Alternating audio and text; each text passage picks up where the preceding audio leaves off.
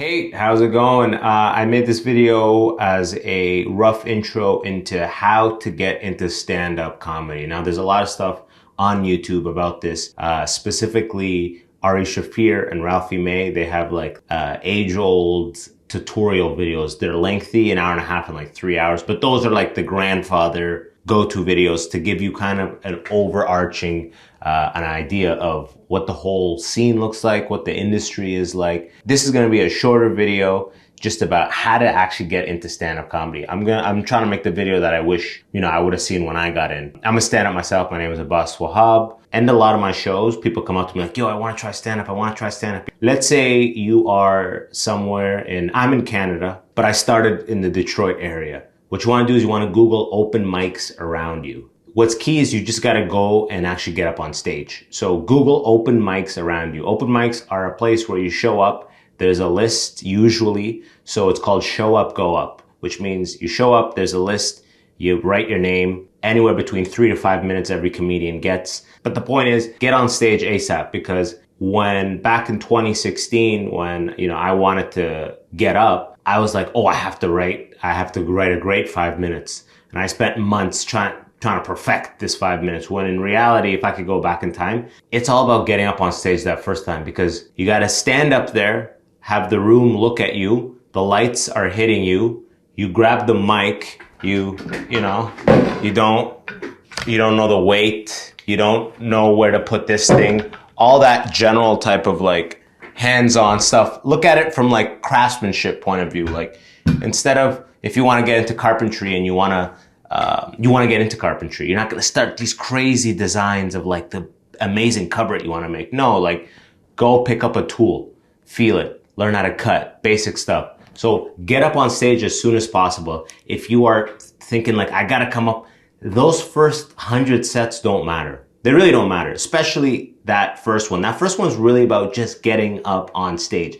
Now, whether you want to bring a lot of people with you just to support you, or you want to go solo. I'm the type where I showed up, I didn't tell anybody, I'm always like, I want to have an idea of what I'm doing before I kind of like present it to people. So it's like, whatever you want to do, the key thing is you get on stage. Now, I waited 3 months of like trying to perfect these jokes before I went up. And this is what happened. I get up there, the lights blind me right away. I start sweating. I do my first joke and I'm rushing. This is pretty standard for when you get into the game and you start doing comedy. You're going to speed everything up. Everything is going to get a lot faster just because of nerves.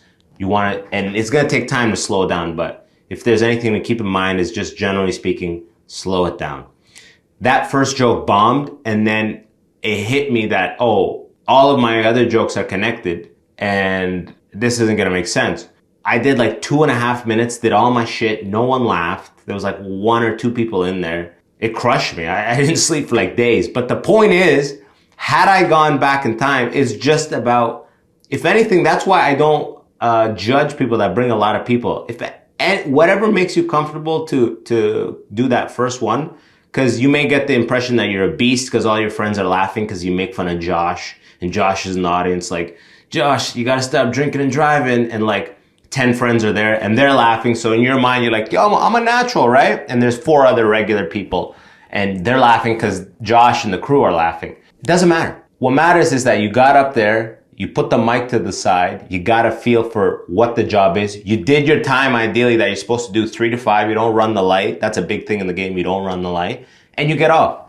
Now you're beginning to understand what it is, like physically, tangibly, what you are doing when you do stand-up comedy. At the end of the day, if you're really trying to get into this with, the idea of making a career out of it one day, which is obviously a long shot, but you got a dream, right? You're not going to be using those jokes from your first 3 or 4 years. So it's like, the jokes don't matter. Now, you're just getting into it. You want to do an open mic.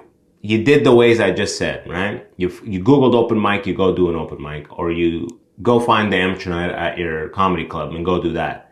Learn the people around you, ask them, it's a very close-knit type of community. So a lot of people may not even want you. They may not be honest with you because now you're showing up at the open mics. Now the list is not 15 people, it's 16 people. And this guy's now the list is 8. So people are but most people are cool if you keep showing up. They'll tell you where the other rooms are. Now, let's say you're in an area that does not have an open mic. Bingo. Now you got to create one. And I've been in this position when I moved back to London, Ontario from the States. London, Ontario is where I grew up. They had one open mic a week. So I created an open mic. It's a lot simpler than you may think. So you pretty much go to bar and you ask them what their down nights are. Usually it's a Monday, Tuesday, Wednesday. They're not going to put an open mic, maybe a Thursday somewhere, but Friday, Saturday, and even Sunday, some bars will have a mic, but Friday, Saturday, people are off work, they're drinking, they're socializing. You're not going to be able to compete with that. So it's like, those aren't the days that a bar would be interested. But a Tuesday, a Monday, 7 or 8 o'clock, right? Just do a show up, go up open mic style. So there's a lot of ways to do this. Now, the important thing to remember is that you want to make sure that bar is seeing some money from this open mic. Otherwise, it is doomed to be canceled. And this is the fate of a lot of open mics, is that they start and they only go 4, 5, 6 months because they're flooded every Wednesday or Tuesday, whenever the mic is, by 15 to 20 comics, desperate, broke. They don't buy shit. So the bar is full. They're not really seeing any extra revenue. So they're like, fuck this. Now I'm just hearing nonstop incest porn jokes, and no one's buying Molson, no one's buying Bud Light, no one's buying anything, right? So you got to incentivize people to actually buy some stuff. And there's a lot of different ways you could do this. You could say the list goes live at 7 o'clock, the show starts at 7:30. But if you buy a drink, that means like at 7 o'clock, the bartender ideally drops that list. Comics will be there from 7 and will sign up, right? And some people will be there from 6:30. Now, what you could say is the first 3 spots go to whoever's buying a drink. So that'll let people get in and out of there, because people are trying to hit multiple mics a night. So if you're in the city in this scenario where you're the only mic, then don't really worry about that. But you still want to incentivize people to be getting drinks. So ideally what you should do is be hosting it, right? So this is your first time doing comedy. I don't do comedy. I don't have an open mic around me. I'm going to make an open mic. Let's say I'm going to call it the Funny Lives Matter show. I don't know why I came up with that. And that took me I'm going to edit that, but I think that took me like 8 seconds to 10 seconds to come up with, just to show you the level of creativity that I'm operating on. Let's say you call it that. You say, at this point, if you don't have a mic, then you're in a pretty small area. So I wouldn't do any restrictions around, like, sometimes there's so many people, you cap the list at 20 and stuff like that. You're not going to have to worry about that if there's no open mics around. So say show up, go up. You go on Facebook groups for fun night out, things to do. You make it free. Keep in mind, all you want is asses and seats. You want people to be there. There's going to be barflies there. You just want to familiarize yourself with the nature of creating a show, doing comedy, what the thing looks like. You have a list, all right? Let's say this is a list of the comedians that showed up and signed up. Now, you get a microphone. Let's assume the bar does not have this. SM58 microphone, mic stand. This is like $100. You could buy it used. Mic stand, like $20. And just get an amp. You could even rent this stuff depending on where you're at. But again, like if it's a pretty small community, just get an amp. And that's all you need. Set it up, ideally in a space where the bar, the bathroom, and the entrance exit are behind the audience. So the audience is only ever looking at the comedian. Now, obviously, floor plans, you can't change them. So work with the best that you got. If a bar already has a stage, that should be ideally where you start with, places that already have stages. And then you do the first one. You promote it as much as you can, and it's really about getting up. It's not about having this crazy turnout and you're a star. No, it's about getting up there, saying, welcome to the Funny Lives Matter, or whatever the hell I said earlier. Open mic. My name is so-and-so. This is actually my first time doing comedy. I want to start this thing. So further ado, these are some jokes that I have. You do your jokes. And then 5 minutes, whatever it is, and then you bring on the first act. You tell everybody they're doing 5 minutes, and you say, I'm going to light you at 4 minutes. You have a little watch. Every time people get on, you click start. At 4 minutes, you turn the flash on your phone, and you do this thing, you wave it, that means they have 1 minute left. That means lighting them. At that point, you're just becoming in between. Just get comfortable. You don't necessarily have to do bits. You're just starting. You'll be like, wow, I can't, he said this about his grandma. My grandma's blah, blah, blah. Just get used to being off the cuff. It's just about clocking hours with that mic stand and that microphone and just getting comfortable with it. All of it for years. That's all it ends up being. So it's like, don't even be too concerned about set up punchline this. After you do your 5 minutes, now your job is to pretty much host this thing, and you just keep the show going once a week. And now you have an open mic, and now you got up on stage. Now, if you don't want to keep hosting, you can, now that you've created a little community, other people will surface, and you can now have other people host just so you don't have to host, and you do the first act every night. You do your 5 minutes off the top just so you get your stage time, or you do more at the end. Whatever you do, it's yours. You keep doing that for some years. At this point, you're still in that tiny market. You're going to want to move to like intermediate market. So you actually have a lot more opportunities to get on stage because now you're trying to craft material. And ideally, you want to end up in the clubs.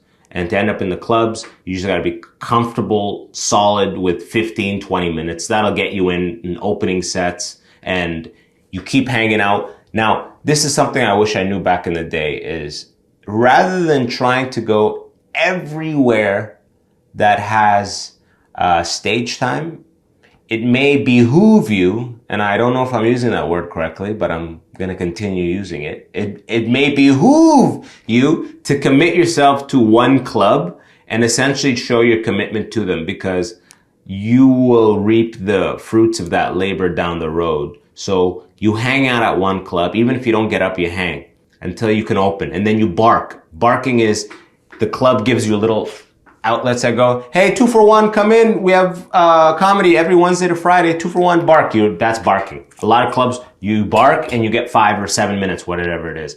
Keep doing that. Stay with one club. And so they slowly start having you host their shows. And then they'll have you featuring on the weekends for the better headliners that actually come in on the weekend. And eventually you're opening. And in that process, that's how it goes for a couple of years, some years ideally. And then before you know it, you're at that 7+ year mark, and now you can start headlining some smaller shows. And now again, you're going to want to move to a bigger market. So in Canada, for example, it'd be like Vancouver, Toronto, Montreal, you could say Alberta, Edmonton, Calgary.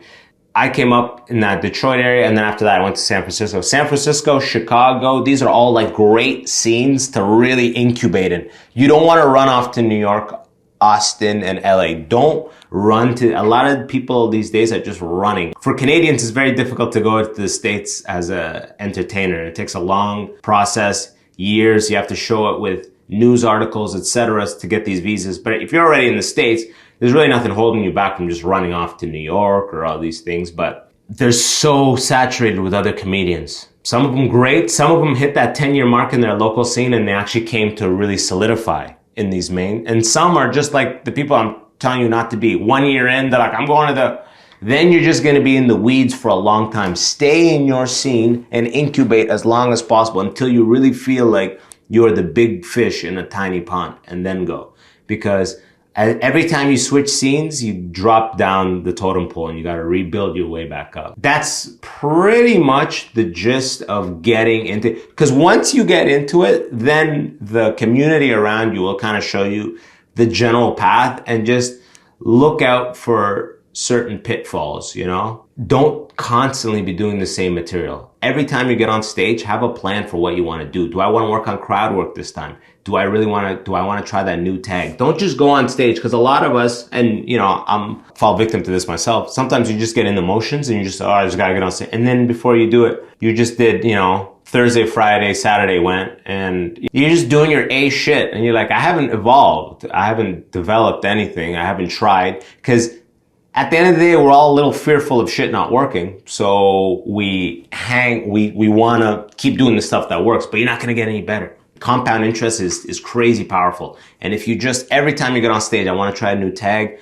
or I'm weak at crowd work, let me do crowd work, or my crowd work is strong, let me actually come up with some material, some actual proper bits that I can bank on. Because sometimes you're going to get on stage and this crowd does not respond to crowd work. They want material. And you don't want to be like, I only worked on vice versa. Sometimes you get on stage and you're hitting them with your best stuff, but they really want off the cuff stuff. And you're like, oh, I'm not comfortable just crowd work going into, you gotta be, you know, they say jack of all trades, but master of none. But I think that adage goes on to say like, but you're still killing it. I don't know how it goes, but the point is, be familiar with the saw, right? The bandsaw, the drill press, be familiar with all your tools. But yeah, if you found this helpful, hit a like, hit subscribe to my channel, you know, the whole YouTube thing. And if you have any questions, I'll do my best to answer them. Kill it. Get on stage.